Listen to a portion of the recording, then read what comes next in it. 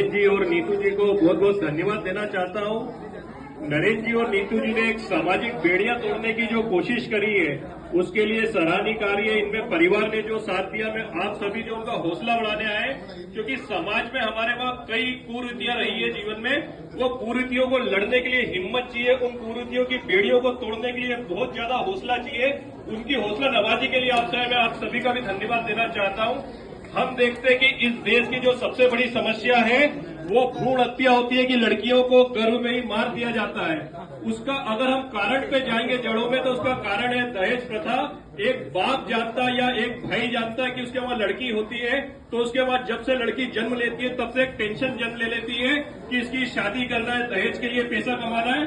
वो पेट काट काट के कैसे अपने प्रगति के पैसे रोक रोक के सिर्फ जमा करते हैं, गहने खरीदते, कपड़े खरीदते। उनको मालूम है कि ये समाज दहेज लोभियों का समाज है। बिना दहेज के उनकी लड़कियां कितनी भी गुणवान रहेगी, उनकी शादी नहीं हो पाएगी, और अगर शादी कर भी ली जाएगी तो बाद में परेशान किया जाएगा। और आज हम देख रहे हैं कि दहेज के कारण कितनी लड़कियों को मार दिया जाता है, जला दिया जाता है, टॉर्चर किया जाता है। इन सब का अगर समाज में इन सब कुरीतियों को खत्म करना है तो हमें इस टाइप की शादियों को प्रमोट करना होगा।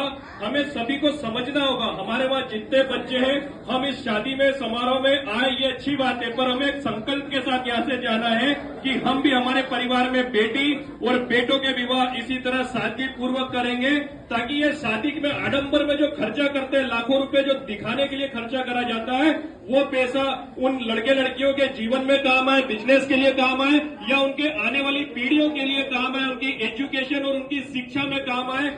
बच्चे आज हम देख रहे हैं कि कितनी शिक्षा को कितना माफिया इतना महंगा कर दिया गया है। आज हम गर्व से नहीं बोल पा रहे कि ये देश फूले का देश है, ये देश सावित्रीबाई का देश है, ये देश अंबेडकर का देश है जिसने संविधान दिया है।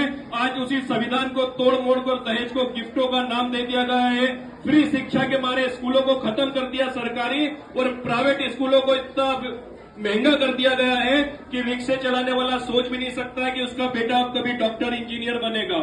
वो सिर्फ उतने में खुश है कि कैसे भी पास करवा ले, और पूरे जीवन की जमा पूंजी या तो उनका हॉस्पिटल में कोई बीमार हो तो वो लोग खा जाते हैं, या किसी बच्चों की एजुकेशन कराने में खत्म हो जाती है।